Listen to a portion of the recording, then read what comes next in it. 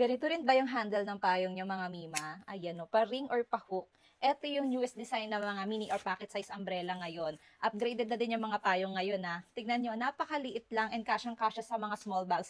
Pero if ever na hindi siya kasya sa bag nyo dahil sobrang liit, tignan nyo, yung kanyang handle is pa-hook or pa-ring. Kaya naman pwede mo siyang isabit na lang dito sa belt ng bag nyo. And pag ganyan siya. O diba? And ang kinagandahan sa pocket size umbrella na to, yung kanyang lock is snap button na, ayan, kaya naman hindi siya madaling masira. Tapos may UV protection na rin itong mga mima, kaya protektado tayo sa init ng araw. Mas pinatibay na itong payong na to kasi double rib siya, ayan o. Unlike sa ibang regular na pocket size umbrella, single rib lang.